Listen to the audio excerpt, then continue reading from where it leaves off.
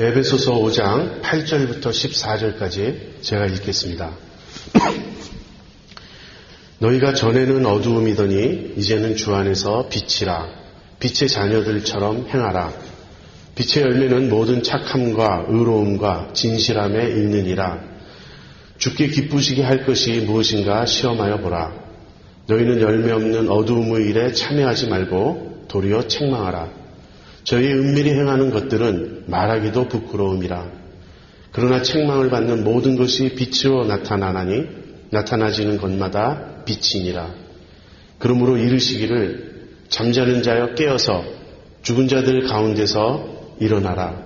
그리스도께서 내게 비추시리라 하셨느니라. 저는 현대 교회가 복음의 위기를 맞고 있다 그렇게 생각합니다. 혹시 여러분은 그런 생각 안 하십니까? 복음의 위기란 무엇인가? 복음을 왜곡하는 것, 복음을 변질시키는 것입니다. 그러한 가장 두드러진 특징은 우리가 복음을 말하면서 존재의 변화가 아닌 환경의 변화에 초점을 둔다는 것이에요. 무슨 말이죠? 우리가 받는 구원은 내가 변화되어 내가 하나님의 거룩하고 의로운 자녀, 의로운 백성이 되는 것인데 거기에 초점을 맞추기보다는 나의 삶의 여건이 더 나아지는 쪽에 초점을 맞춘다는 것입니다. 간단히 구원은 천당 가는 티켓이라고 생각합니다. 천국은 어떤 곳인가요? 그러면 기와요초가 만발하고 거기는 다시는 슬픔과 아픔이 없고 죽음이 없고 그렇게 아주 최상의 그 살기 좋은 그런 낙원, 환경이라고 생각합니다. 물론 그것은 옳은 말이에요. 그러나 그것이 전부가 아니라는 것입니다. 조나단 에드워즈의 유명한 말이 있습니다. 나는 거룩함의 천국을 사모한다. 거룩함이 없다면 나는 비록 천국이라도 그곳에 가고 싶지 않다. 정말 중요한 것은 환경의 변화가 아니고 존재의 변화입니다. 여러분 TV 프로그램 중에 혹시 익스트림 메이크오버라는 프로그램을 보셨습니까? 저희 아이들이 아주 즐겨보는 프로인데요. 아주 그 허름한 집에 사는 사람들을 굉장히 깜짝 놀랄 만큼 기쁘게 해주는 그런 프로예요. 그런 집을 찾아가서 그 사람한테 우리가 당신의 집을 완전히 새롭게 고쳐주겠다.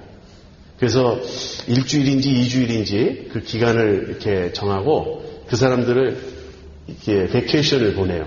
그러니까 여행도 시켜주고 근데 그 사람들이 그 여행가 있는 그 짧은 일주일, 2주일의 시간 안에 그 옛 집을 다 헐어버리고요. 완전히 새 집을 지어주는 것입니다. 그런데 얼마나 그 설계도 최상의 설계를 하고 아주 집을 예쁘고 멋있게 짓는지 그 과정을 보고 있으면 그렇게 막 기쁨이 느껴지고 흥분되고 감격돼요. 그래서 그 사람들이 여행에서 돌아와 자기 집을 봅니다. 그럼 한마디로 믿지를 못하는 거예요. unbelievable이에요. 이럴 수가 있나? 이것이 우리 집이란 말인가? 들어가 보면 가구도 다 새롭게 해놓고 이게 당신의 방입니다. 자기 방에 들어가 보면 꿈꾸는 것 같아요.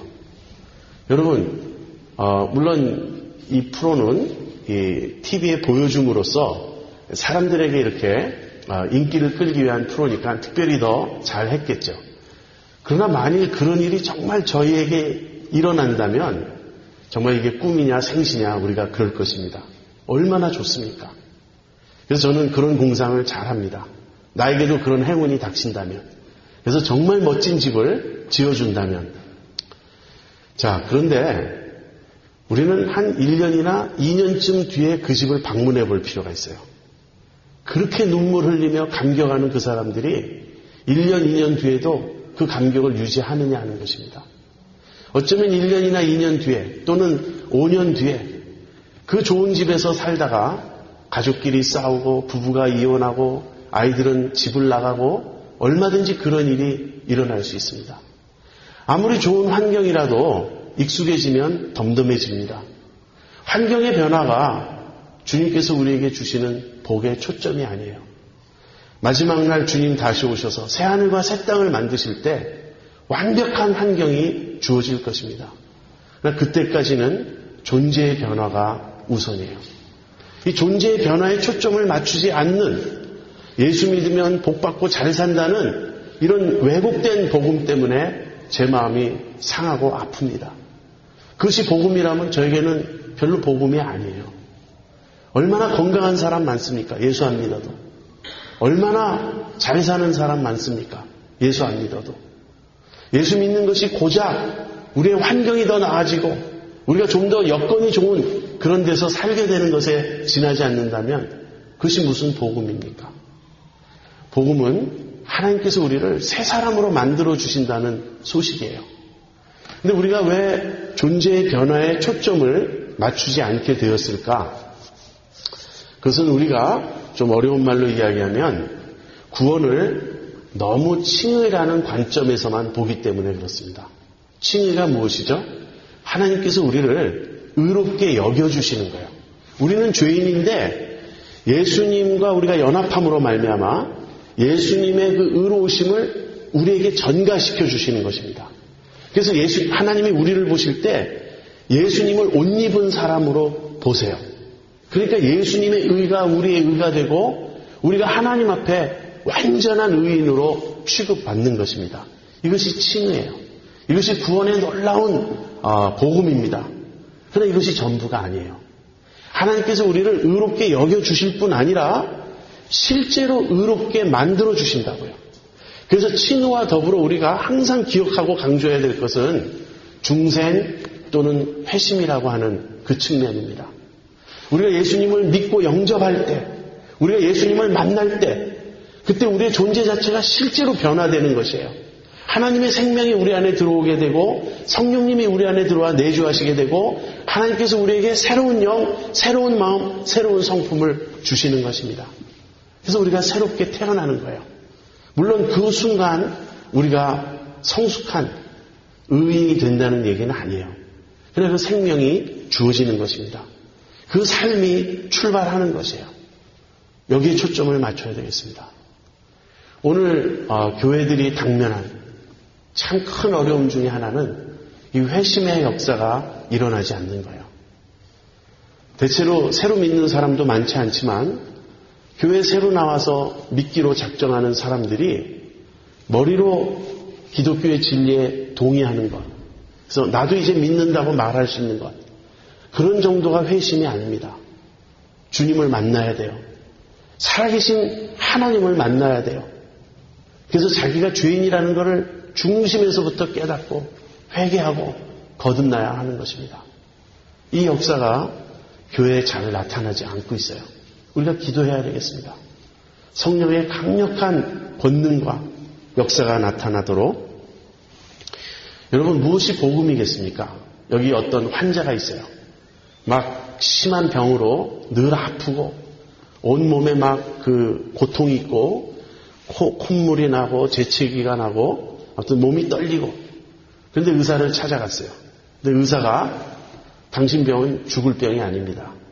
당신은 반드시 삽니다. 이렇게 의사가 말을 해요. 그러면 기쁘죠. 일단 이게 난 또 불치의 병은 아닌가, 몇 개월 살다 죽는 건 아닌가 두려워했는데 죽지 않는다고 의사가 말하니 얼마나 기쁩니까? 그런데 문제는 거기서 그치는 거예요. 내 몸은 여전히 아픈 거예요. 여전히 아픈 상태로 죽지 않고 그냥 당신 80까지 살 수 있어, 90까지 살 수 있어. 그것이 복음입니까? 아니죠. 당신 병은 아무것도 아니라고 의사가 말해주는 것이 복음이 아니라 실제 내가 치유를 체험해야 돼요. 아픔이 사라지고 증세가 없어지고 내가 날로 활력이 생기고 몸이 튼튼해지고 아프지 않고, 이것이 복음 아닙니까? 오늘 우리가 복음이라고 말하면서 복음은 죄로부터의 구원의 소식이에요. 근데 우리는 여전히 죄 가운데 삽니다. 죄를 이기는 능력을 체험하지 못해요. 믿지 않는 사람들과 비기독교인들과 별로 다르지 않아요. 그렇지만 구원받았다고, 하나님이 우리를 의롭게 여겨주신다고 그 말만 반복하고 있다면 이것이 무슨 복음이냐 하는 것입니다. 근데 진짜 복음이에요. 왜 복음인가? 왜 이것이 기쁜 소식인가? 실제로 하나님께서 우리를 변화시켜 주십니다. 실제로 우리를 새롭게 만들어 주시고 우리를 내면에서부터 새로운 존재로 변화시켜 주세요. 그 변화가 우리 속에서 진행되고 있습니다. 이것을 늘 수시로 우리가 점검해야 돼요. 내 속에 이 변화가 계속 진행되고 있는가? 나는 구원을 맛보고 있는가? 나는 매일매일 거룩해져 가고 있는가? 오늘 본문은 바로 그리스도인의 변화된 모습을 우리에게 보여줍니다. 오늘 본문은 복음이 무엇인지를 우리에게 아주 잘 보여줘요. 복음의 능력이 어떤 것인지 우리에게 아주 잘 보여줍니다. 저는 오늘 본문을 두 가지로 여러분에게 소개하려고 합니다. 첫 번째는 본문이 복음이 보여주는 우리의 존재예요. 복음 안에서 우리는 어떠한 존재가 되었나 하는 것입니다. 두 번째는 그러한 존재로서 우리는 어떻게 살아야 하는가, 우리의 삶의 문제입니다. 존재와 삶에 대해서 이 본문의 내용을 듣도록 하겠습니다. 첫 번째는 우리의 존재에 대한 것이에요. 우리가 우리 존재를 생각할 때 꼭 기억해야 할 것은 그리스도인은 실제로 변화된 사람이라는 것입니다. 이런 범퍼 스티커를 보셨습니까? 우리는 단지 용서받았을 뿐이다. Christians are not perfect, just forgiven. 그리스도인들은 완전하지 않다. 다만 용서받았을 뿐이다. 이 범퍼 스티커의 메시지를 여러분 어떻게 생각하십니까? 일견은 맞아요. 그죠? 한편으로는 우린 완전하지 않습니다. 우린 다만 용서받은 죄인들이에요. 그러나 그것은 반쪽의 진리입니다. 용서받고 난 이후에 완전한 상태로 움직여가기 시작했어요. 우리는 변화되고 있습니다. 변화되어 가고 있습니다. 그리스도인은 실제로 변화된 사람입니다. 이것을 아셔야 됩니다, 여러분. 여러분이 지금까지 신앙생활하면서 그 변화의 그 표적, 그 변화의 표지를 한 번도 발견한 적이 없다면 정말 예수님을 믿고 있는지 점검하셔야 돼요. 내 삶에서, 내 내면에서 이 변화의 흔적이 있어야 됩니다. 흔적 정도가 아니라 변화의 강력한 증상이 보여야 하는 것입니다. 바울은 우리가 이미 옛사람을 벗어버렸고 새사람을 입었다고 앞에서 말했습니다. 그리고 이 본문에서는 그 옛사람과 새사람의 비유를 바꾸어서 우리가 어두움에서 벗어나 빛으로 옮겨온 빛이 된 그러한 존재들이라고 바울은 말합니다. 너희가 전에는 어두움이더니 이제는 주 안에서 빛이라. 빛이 되어라 이렇게 명령하지 않고요. 너희는 빛이다 이렇게 선언합니다. 우리 주님도 산상수훈에서 비슷한 말씀을 하셨어요. 너희는 세상의 소금이다. 너희는 세상의 빛이다. 이렇게 말씀하셨어요. 여러분, 빛이 되어라, 소금이 되어라 이렇게 말씀하신 게 아니에요. 이미 너희는 소금이고 이미 너희는 빛이라고 말씀하신 것입니다. 여러분은 여러분이 빛이라는 사실을 아십니까? 아니면 언제나 마음속에서 나도 빛이 되어야지, 나도 빛이 되었으면 이 단계에 머물러 계십니까? 그렇지 않아요. 우리는 이미 빛이 된 자들입니다. 그래서 우리가 실제로 변화되었고 우리가 실제로 과거 어둠이었던 존재들에서 빛으로 바뀐 존재들이라면 그 점이 어떤 것인지 좀 생각해 볼 필요가 있어요. 우리는 어떻게 빛이 되었습니까? 우리가 빛이 되었다고, 우리가 빛이라고 주님이 선포하시는데 그렇다면 우리는 어떻게 빛이 되었는가 하는 것이에요. 여기 아주 중요한 단어가 있습니다. 이제는 주 안에서 빛이라. 우리가 빛이 된 것은요, 주님 안에 들어왔기 때문이에요. 우리가 주님 밖에 있었어요. 우리가 그리스도 밖에 있었어요. 그런데 믿음으로 말미암아 그리스도 안으로 들어오게 되었습니다. 이제는 우리는 주님 안에 있는 존재들이 되었어요. 그런데 주님은 어떤 분이시냐면 주님은 빛이세요. 그래서 빛 되신 주님 안에 들어왔기 때문에 우리도 빛이 된 것입니다. 여러분, 골로새서 1장 12절 13절을 제가 읽겠습니다. 우리로 하여금 빛 가운데서 성도의 기업의 부분을 얻기에 합당하게 하신 아버지께 감사하게 하시기를 원하노라. 그가 우리를 흑암의 권세에서 건져내사 그의 사랑의 아들의 나라로 옮기셨으니. 우리가 예수 믿고 구원 얻었다는 말은 무슨 말이냐면 흑암의 권세에서 우리를 하나님께서 건져서 하나님의 사랑의 아들의 나라, 누구죠? 예수님이에요. 예수님의 나라로 우리를 옮기셨다는 거예요. 요한복음에서는 사망에서 생명으로 옮겼느니라 이렇게 표현하죠. 우리는 실제로 옮겨진 자들이에요. 과거에는 흑암의 권세 속에 있었는데 이제는 하나님의 사랑의 아들의 나라로 옮겨졌습니다. 이 아들이 빛이세요. 이 아들의 나라가 빛의 나라예요. 그래서 우리는 이제 빛 가운데서 성도의 기업을 얻기에 합당한 자가 된 것입니다. 옮겨졌어요. 여러분, 우리가 살고 있는 이 삶의 영역은 빛입니다. 우리가 그리스도 안에 있다면 우린 빛 안에서 사는 것이에요. 또 우리 교회 암송 구절 중에 하나인데 베드로전서 2장 9절에 이런 말씀이 있습니다. 오직 너희는 택하신 족속이요 왕같은 제사장들이요 거룩한 나라요 그의 소유된 백성이니 이는 너희를 어두운 데서 불러내어 그의 기이한 빛에 들어가게 하신 자의 아름다운 덕을 선전하게 하려 하십니다. 우리를 어두운 데서 불러내셨어요. 하나님께서. 그래서 그의 기이한 빛에, 여기서 기이하다는 말은 놀랍다는 말이에요. 너무 신기하다는 말이에요. 하나님의 신기한 빛에 들어가게 하셨어요. 여러분, 우리가 그리스도인이라면 우리는 빛인데 그 이유는 이미 빛의 나라 안에 있기 때문에 그래요. 빛 대신 주님 안에 들어왔기 때문에 그렇습니다. 여러분, 이 경험을 하셨습니까? 예수님이 빛이신 걸 아십니까? 그리고 여러분이 그 빛 안에 있다는 사실을 아십니까? 빛 안에 들어온 자들은 빛이 됩니다. 자, 좀 더 생각해 보겠습니다. 지금 주 안에서예요. 너희가 과거에는 어둠이었는데 이제는 주 안에서 빛이라. 우리가 주 안에 들어와서 빛이 되었어요. 그렇다면 우리가 어떻게 주님 안으로 들어오게 되었죠? 이미 제가 믿음으로라는 말을 말씀드렸습니다. 믿음으로 우리가 주님 안에 들어오게 되었어요. 그런데 그것을 하나님께서 하신 일로 성경은 말합니다. 에베소서 4장 24절 그 앞부분입니다. 거기에 이런 말씀이 있어요. 하나님을 따라 의와 진리의 거룩함으로 지으심을 받은 새 사람을 입으라. 그런데 여기서 제가 우리말 번역이 조금 문제가 있다고 말씀드렸습니다. 새 사람을 입었다고, 이미 입었다고 그리스도에게서 우리 배웠다. 이렇게 말해야 한다고 제가 말씀드렸죠.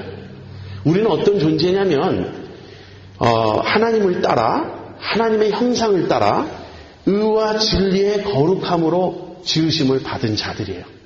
우리가 새로 지으심을 받았다고요. 새로운 피조물, 새로운 창조물이 되었어요. 누가 하신 일이죠? 하나님께서 하신 일이에요.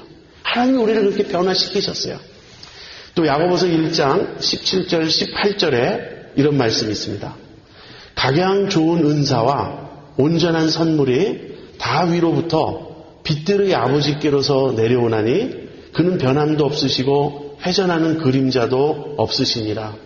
그가 그 조물 중에 우리로 한 첫 열매가 되게 하시려고 자기의 뜻을 좇아 진리의 말씀으로 우리를 낳으셨느니라. 하나님은 어떤 분이시냐면 빛들의 아버지세요. 이 말을 뒤집으면 하나님은 빛들을 자녀로 두고 계세요. 그죠? 하나님은 빛들의 아버지시니까. 그러니까 빛 되신 하나님은 그분의 자녀들을 빛으로 두고 계세요. 그러니까 하나님이 빛이시면 하나님의 자녀들도 빛이에요. 그러니까 우리가 빛이라고요. 근데 우리를 어떻게 하셨다고요? 진리의 말씀으로 우리를 낳으셨다고요. 하나님께서 우리를 낳으셨어요. 이것이 제가 말씀드린 중생이요 회심인 것입니다. 우리가 예수님을 믿게 되는 이 일은 머리로 그냥 이해하고 동의하는 그런 차원의 것이 아닙니다. 우리의 죽어있던 영이 살아나는 것이며 우리의 닫혀있던 눈이 열리는 것이며 생명으로 다시 태어나는 것이에요. 이것을 하나님께서 하십니다. 그래서 빛들의 아버지께서 우리를 진리의 말씀으로 낳으셨습니다. 또는 바울의 표현대로 하면 하나님을 따라 의와 진리로 새로 지으심을 받은 거예요. 그 거룩함으로 우리가 지으심을 받은 거예요. 그래서 한마디로 예수 믿고 거듭난 자들, 예수님 안에 들어온 자들은 이제 정말 빛이라는 것입니다. 내가 빛인가? 이 사실에 의문을 가질 수 있는 분이 있습니다. 저도 종종 그래요. 근데 제가 분명히 빛이에요. 어떻게 아는 줄 아십니까? 저 자신은 잘 모르는데 사람들이 저에게서 빛을 봐요. 여러분에게서 사람들이 빛을 봅니다. 그 빛은 무엇이죠? 또는 누구죠? 예수님이에요. 내 안에 빛 되신 예수님이 살아계시기 때문에 그 예수님을 내가 보여줄 때마다 사람들은 빛을 보는 것입니다. 나는 내 시선이 종종 주님보다는 내 자신에게로 향해 있습니다. 나는 지금도 여전히 혈기가 많고 신경질이 많고 인격이 너그럽지 못하고 교만하고 너무 한심해요. 내가 나를 생각할 때 나는 예수님 별로 닮지 않았어요. 내가 나를 생각할 때 내게 그리스도의 향기가 별로 나지 않아요. 그렇지만 내 안에 주님이 사세요. 그리고 그 주님을 사람들이 봐요. 그래서 우리가 빛인 것입니다. 자, 그렇다면 빛의 특성은 무엇입니까? 빛의 열매는 모든 착함과 의로움과 진실함에 있느니라. 이것이 빛의 특성이에요. 여러분, 모든 착함이라는 말은 무슨 의미죠? 그리스도인은 무엇보다도 착한 사람들이어야 돼요. 제가 가끔 여러분에게 강조했습니다. 우리는 착한 사람들이어야 한다고. 근데 착하다는 말은 정의하기가 참 어려워요. 무엇이 착한 것인가? 여러분, 사랑은 설명하기가 쉽습니다. 사랑은 뭐죠? 사랑은 선을 베푸는 것이에요. 선을 행하는 것이 사랑입니다. 근데 그렇다면 그 선은 무엇이냐 이렇게 물으면 대답하기가 참 쉽지 않아요. 어떤 분들은 관대함이라고 정의하기도 합니다. 남에게 후하게 베푸는 것, 그것이 선이기도 합니다. 근데 선을 이해할 수 있는 좋은 한 가지 방법은 악을 생각하는 거예요. 악과 반대되는 것이 선이니까. 우리 속에 우리 속에도 우리 주변에도 우리가 악을 봅니다. 그 악과 반대되는 것이 선이에요. 우리 속에 미움이 있습니다. 현대는 미움의 시대예요. 사람들마다 미움과 증오와 분노로 가득 차 있어요. 조금만 건드리면 폭발합니다. 한 번은 저도 잘 그러지만 요즘은 좀 나아졌는데 운전을 하고 가는데 이 한 차가 갑자기 들어왔어요. 어떤 차 앞으로. 그러면 물론 화가 나죠. 그렇지만 그렇게까지 화낼 이유는 없어요. 그런데 빵빵거리면서 그 자기 앞에 들어온 차를 쫓아가는 거예요. 얼마나 화가 났는지 빵빵거리면서 계속 쫓아가는 거예요. 그 사람 한 번 잘못 들어갔다가 가슴이 철렁했을 거예요. 그럴 수 있지 않습니까? 좀 운전하다가 급하게 들어갈 수도 있죠. 그런데 우리는 분노로 차 있어요. 착한 사람은 분노를 버리는 것입니다. 복수심을 버리는 거예요. 남이 비록 나에게 해를 끼친다 할지라도 용서하려고 하는 것입니다. 그래서 미움을 없애는 것, 그리고 남을 용서하려고 하는 것, 또 거짓말하지 않는 것, 이런 것들, 이런 것이 모든 착함이에요. 여러분, 착함을 이해할 수 있겠습니까? 착함을 말로 설명할 수는 없지만 감각으로, 느낌으로 내 마음속에서 그래, 그것이 착한 것이야. 여러분 아십니까? 그걸 아셔야 돼요. 우리 그리스도인들은 알아야 돼요. 왜 그렇죠? 우리 하나님이 착한 분이시니까. 의로움이란 무슨 말입니까? 의로움이란 하나님의 뜻에 완전히 일치하는 상태가 의로운 거예요. 하나님의 뜻에 어긋나는 것이 죄라면 하나님의 뜻에 온전히 일치되는 것, 그것이 의로움입니다. 진실함이란 무엇이죠? 거짓이 없는 것입니다. 이중적이지 않은 것입니다. 가식적이지 않은 것입니다. 불순하지 않은 것입니다. 내 마음이 일편단심, 내 마음이 순수하고 거짓이 없이 항상 진실하게 말하는 것. 이것이 빛의 열매입니다. 이것을 종합적으로 말하면 거룩함이라고 말할 수 있어요. 빛은 거룩함입니다. 우리가 빛 되신 그리스도, 빛 되신 하나님 안으로 우리가 들어왔어요. 우리가 그리고 새로 지으심을 받았어요. 그렇기 때문에 이제는 우리가 빛이 되었고 우리 속에서 빛의 열매가 맺혀져요. 빛의 특성들이 나타나기 시작합니다. 그것은 한마디로 거룩함이고 자세히 풀어서 설명하면 모든 착함과 의로움과 진실함인 것입니다. 여러분, 열매라는 것은 생명 현상입니다. 나무가 살아있을 때 그 나무에 열매가 맺혀요. 그리고 열매는 나무와 같은 종류예요. 열매는 소나무인데 나무는 소나무인데 열매는 다른 걸 맺는다든지 솔방울이 아닌 다른 게 맺힌다든지 그럴 수 없습니다. 무화과나무는 무화과를 맺고 포도나무는 포도를 맺습니다. 크리스마스의 장식이 아무리 아름다워도 크리스마스 추리의 장식이 아무리 아름다워도 그것은 열매가 아니에요. 왜 그렇죠? 그 나무와 생명관계 있지 않아요. 우리들이 나의 성품에서부터 드러나는 나의 속사람에서부터 흘러나오는 나의 존재에서부터 맺혀지는 변화된 모습을 보여주어야지 내 속은 그렇지 않은데 억지로 외모로 꾸며서 착한 척, 친절한 척 그렇게 하는 걸 말하는 것이 아니라는 것입니다. 어떤 그리스도인들은 그것을 그리스도인의 삶이라고 생각해요. 아닙니다. 그리스도인의 삶은 내면에서부터의 변화예요. 그래서 우리는 그런 열매를 맺기 시작했습니다.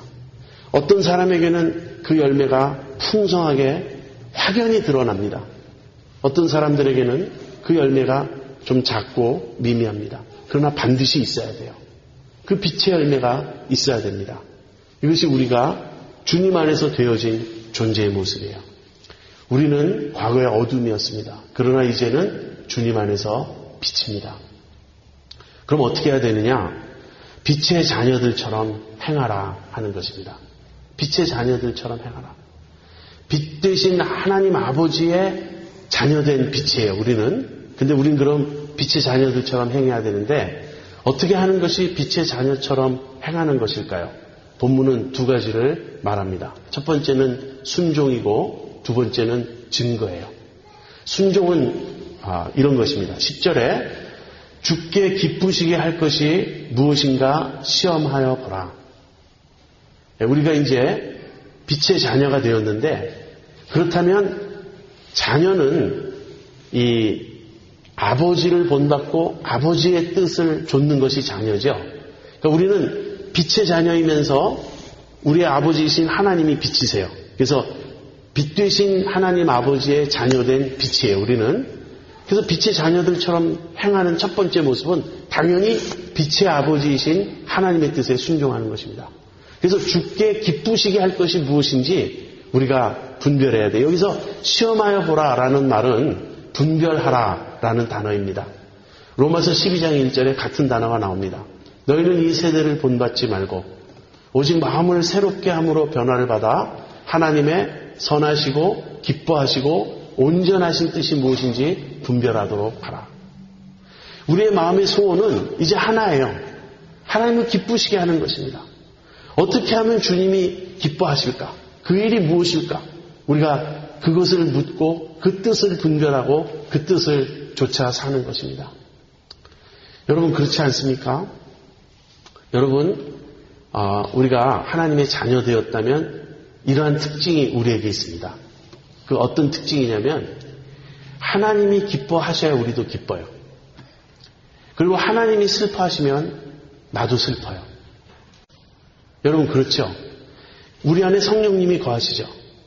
근데 성령을 근심하게 하지 말라 그랬죠. 성령님 우리 안에서 근심하시고 탄식하시면 우리에게 기쁨이 없어져요. 성령님이 내 안에서 그래 현애야 너가 정말 내 뜻대로 행하려 하는구나. 내가 너의 그 마음을 받았다. 내가 너의 그 정성을 기쁘게 생각한다. 성령님이 내 안에서 기뻐하시면 나도 기쁩니다. 그러나 성령님께서 내 안에서 탄식하시고 그것이 아닌데 너는 그 순간 교만했어. 너는 그 순간 너무 너 자신을 자랑하고 뽐냈어. 너는 진실하지 않았어. 내 마음속에는 미움이 있었어. 이렇게 성령님께서 근심하시고 탄식하시고 슬퍼하시면 제가 기뻐할 수 없어요. 잠시 착각하고 기뻐합니다. 그러나 그 다음 순간 내 마음에 평화가 없고 기쁨이 없는 걸 느낍니다. 그래서 누가 그리스도인이냐 아니냐 분별하는 한 가지 방법이 있어요.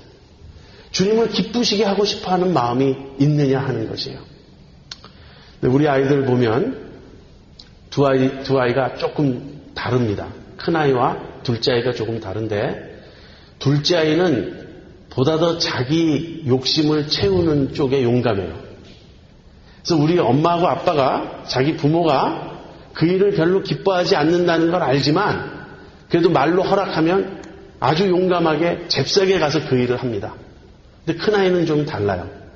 그게 큰아이의 특징인 것인지 엄마 아빠의 마음을 이렇게 살펴봐요. 아무리 우리가 예스를 해도 그것이 엄마 아빠가 그렇게 기뻐서 예스한 것이 아니라고 생각되면 그 일을 하지 않으려고 해요. 왜 그렇죠? 우리 큰아이는 엄마 아빠의 기쁨이 되고 싶은 거예요. 근데 때로 이제 그게 도가 지나치면 우리가 그렇게 말하죠. 괜찮다고. 너무 그렇게 엄마 아빠 눈치 보지 말라고. 너 원하는 거 네 마음대로 하라고.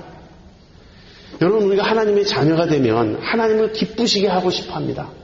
그래서 무엇이 하나님을 기쁘시게 하는 것인지 매 순간 물어야 돼요. 매 순간 여쭤보고 분별해야 돼요.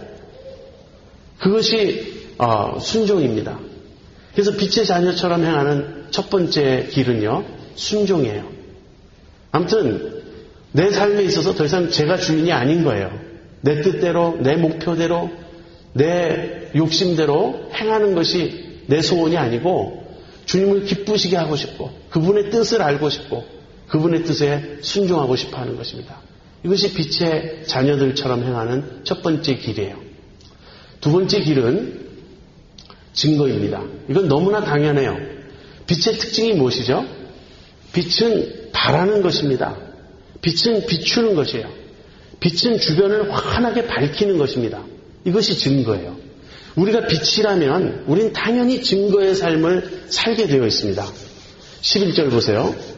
너희는 열매 없는 어두움의 일에 참여하지 말고 도리어 책망하라. 여기 책망하라라고 번역되어 있는 단어는 책망하다라는 뜻도 있지만 드러내라 하는 뜻이 있어요. 그리고 본문에서는 드러내라는 뜻이 더 맞습니다. 너희는 열매 없는 어두움의 일에 참여하지 말고, 이 열매 없는 어두움의 일은 무엇이죠? 우리가 예수 믿기 전에 삶의 모습이었어요. 그리스도 밖에 있는 세상의 삶의 모습입니다. 그 세상의 삶의 모습은 열매가 없어요. 빛의 열매가 없어요. 어두움의 일입니다. 그 어두움의 일에 우리는 동참해서는 안 됩니다. 거기 끼어들지 말고 오히려 그것들을 드러내야 돼요. 그게 어두움이라는 걸 우리가 드러내야 합니다. 저희의 은밀히 행하는 것들은 말하기도 부끄러움이라. 여기서 은밀히 행하는 것들이란 주로 성적인 타락의 모습을 의미합니다. 로마서 1장에 바울이 로마 그 사회에 그 성적 타락을 지적하죠. 남자가 남자로 더불어 부끄러운 일을 행하고 여자가 여자로 더불어 부끄러운 일을 행하고 동성애가 그 중에 한 모습이었습니다. 그뿐 아니에요. 로마는 굉장히 성적으로 타락한 그러한 사회요 문화였습니다. 나중에는 이런 일이 있었어요. 비기독교인들조차 자기의 신부감을 고를 때 또는 며느리를 고를 때 기독교 처녀를 골랐다고 합니다. 왜냐하면 처녀가 없어요. 기독교인들만 처녀였어요. 거의. 그래서 기독교인들을 배우자로 맡고자 했다는 그런 이야기가 있습니다. 우리는 우리 주변의 어두움의 일에 동참해서는 안 됩니다. 오히려 그것이 어두움이라는 것을 드러내야 돼요. 사람들은 은밀히 행합니다. 근데 요즘에는 은밀히 행하지 않아요. 요즘에는 이 부끄러운 일을 떳떳하게 그냥 막 공개하면서 부끄러운 일을 행합니다. 부끄러운 줄도 몰라요. 아무튼 그런 어떤 우리 주변의 타락된 모습, 특별히 성적으로 타락한 모습, 그런 것들에 동참하지 말고 오히려 그런 것들을 드러내라 하는 것입니다. 13절 그러나 책망을 받는 모든 것이 빛으로 나타나나니 나타나지는 것마다 빛이니라. 여기서 책망이 아니라 드러낸다는 뜻이라 그랬죠. 그래서 이렇게 바꾸어서 번역할 수 있습니다. 그러나 드러내지는 모든 것마다, 그러니까 빛에 의해서 드러내지는 모든 것마다 빛이 된다. 무슨 말이죠? 우리가 우리의 어떤 빛된 모습으로, 우리의 빛의 열매로 우리 주변의 어두움을 드러내잖아요. 그러면 그 드러내진 어두움이 또다시 빛이 된다는 거예요. 이 일은 우리가 거룩한 삶의 모습을 보여줄 때, 우리가 그러한 삶을 증거할 때 우리 주변 사람들 중에, 전부는 아니겠죠. 그러나 우리 주변 사람들 중에 그 빛을 보고 자기들이 어두움이었다는 걸 깨닫게 된다는 거예요. 그래서 자기들이 어두움을 깨닫고 그 다음에 회개하고 변화하면 빛이 되는 것이죠. 이것이 증거입니다. 어떤 사람들은 이 빛 앞에 자기들의 어두움이 드러날 때 그것을 숨깁니다. 그렇지 않다고 변호하고 변명하고 감추고 부인합니다. 그런 사람들은 빛이 될 수 없어요. 그러나 우리의 거룩함, 이 우리의 빛된 모습이 어두움을 비출 때 양심의 찔림을 받고 그렇구나라고 깨닫고 그 다음에 자기의 어두움을 인정하게 될 때, 그래서 그 어두움을 폭로하고 드러내고 그 실상을 인정할 때, 그렇게 해서 회개할 때 그 사람도 빛이 되는 것입니다.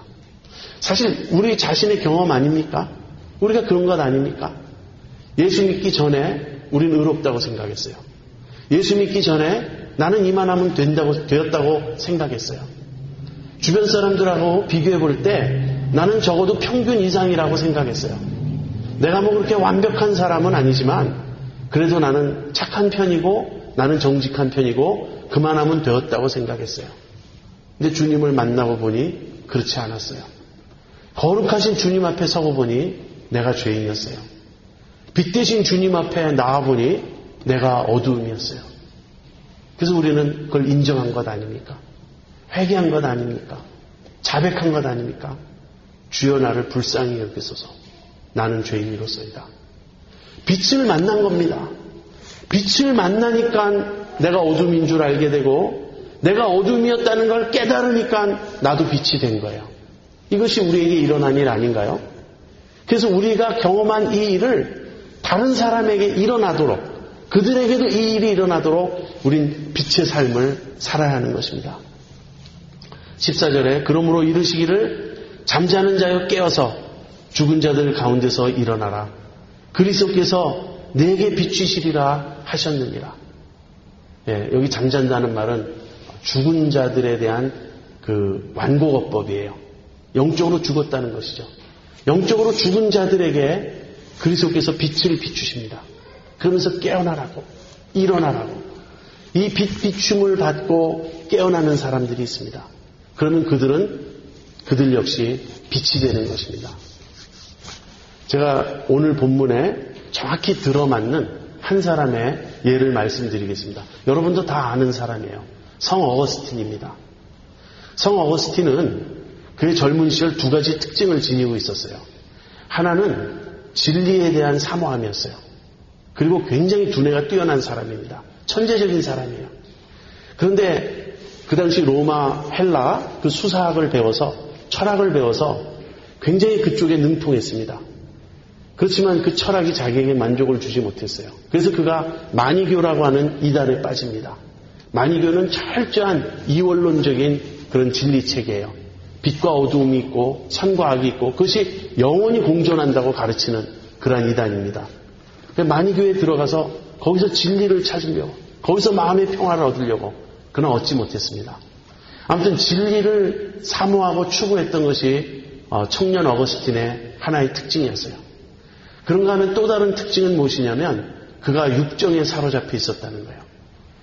10대 때 벌써 동거하는 여자가 있었습니다. 그리고 그 여자와의 사이에 아들까지 낳았어요. 참 정당하게 결혼하고 결혼 생활을 했으면 되었을 텐데 무슨 이유인지 모르지만 결혼이 자기에게 좀 불리한 어떤 조건이 된다고 생각했는지 어떤 그 여자에 대한 책임을 지기가 싫었는지 알 수 없지만 그냥 그 육정에 사로잡혀 있었습니다. 그런데 어거스틴이 그것을 극복할 수가 없었어요. 아무리 자기가 결심하고 노력해도 또다시 자석처럼 끌려가는 유격의 노예가 되어 있는 자기 자신을 보았습니다. 그래서 어거스틴의 유명한 말이 있습니다. 주여 나를 이 정욕에서 벗어나게 하소서. 그러나 지금은 아닙니다. 정욕에 사로잡혀 있는 사람의 모습, 정욕에서 벗어나야 한다는 건 알아요. 그래서 주여 나를 이 정욕에서 벗어나게 하소서. 그런데 정욕에 사로잡혀 있기 때문에 이 정욕을 만족시키고 싶은 거예요. 그래서 그러나 지금은 아닙니다. 그런 어거스틴이에요. 이 두 가지가 서로 충돌되고 모순되지 않습니까? 한편으로는 진리를 사모하고 한편으로는 유교의 노예가 되어 있고, 그러는 중에 어거스틴이 기독교를 알게 되고 기독교 진리에 점점점 끌려옵니다. 바로 저기서 빛이 비추는 거예요. 그 빛의 끌림을 받아 점점 다가옵니다. 그러나 결정적인 순간이 오지 않았죠. 그러던 어느 날 어거스틴이 정원에 있는데 담 너머로 아이들이 떠드는 소리가 들렸죠. 들고 읽어라, 들고 읽어라. 어거스틴은 이것을 하나님의 음성으로 들었습니다. 그리고 자기 서재로 들어가 거기 자기가 읽다가만 자기가 펴놓은 성경에 제일 먼저 눈이가 닿는 구절을 읽었어요. 그 구절이 이것입니다. 밤이 깊고 낮이 가까웠으니 그러므로 우리가 어두움의 일을 벗고 빛의 갑옷을 입자. 낮에와 같이 단정히 행하고 방탕과 술 취하지 말며 음란과 호색하지 말며 쟁투와 시기하지 말고 오직 주 예수 그리스도로 옷 입고 정욕을 위하여 육신의 일을 도모하지 말라. 어거스틴에게 하나님께서 주신 말씀이에요. 이 말씀을 듣는 순간 어거스틴이 그 자리에서 무릎을 꿇고 변화되었습니다. 어둠에 있던 어거스틴에게 빛이 비쳤어요. 그러자 어거스틴이 회개했습니다. 그리고 그가 빛이 되었어요. 여러분, 어거스틴이 얼마나 밝은 빛인지 아십니까? 기독교 역사 2000년에 바울 다음에 최대의 신학자가 있다면 어거스틴이에요. 루터, 켈빈도 다 어거스틴의 그늘 아래에 있습니다. 가장 큰 영적인 산이에요. 그만큼 큰 빛이에요. 어거스틴이 빛이 되었습니다. 어둠이었던 어거스틴이 하나님 말씀을 듣고 변화되어 빛이 되었습니다. 그리고 그의 빛으로 말미암아, 사실은 하나님의 빛이죠. 그리스도의 빛이죠. 그가 빛의 갑옷을 입은 거예요. 그를 통해 반사되어 퍼져나가는 그 생명의 빛, 진리의 빛, 그리스도의 빛이 얼마나 넓게, 얼마나 많은 사람에게 퍼져나갔습니까? 감동스럽지 않습니까, 여러분? 이것이 우리에게 일어난 일이에요. 우리는 큰 빛도 있고 작은 빛도 있습니다. 내 빛이 너무 작다고 실망할 것 없어요. 우리들이 모여서, 작은 빛들이 모여서 큰 빛을 이룰 수 있습니다. 문제는 빛이냐 하는 것이에요. 이 캄캄한 어둠의 세상에 어딘가 빛이 있어야 돼요. 주님은 우리를 심으셨습니다. 너희들이 빛이다. 너희가 이전에는 어두움이더니 이제는 주 안에서 빛이라. 빛의 자녀들처럼 행하라. 여러분, 이것이 복음입니다. 복음은 그저 좀 물질의 축복을 받고 건강해지고 잘 살게 되고 이 세상에서 성공하고 출세하고 그런 것이 아니에요. 복음은 어둠이었던 우리를 빛으로 변화시켜 주신다는 소식이에요. 그 복음을 듣고 믿은 자들은 빛이 되었습니다. 여러분과 제가 빛이라고 주님은 선언하십니다. 우리 주님께 감사드리고 모든 착함과 의로움과 진실함에 빛의 열매를 맺으면서 빛의 자녀들처럼 행하기 바랍니다. 문제는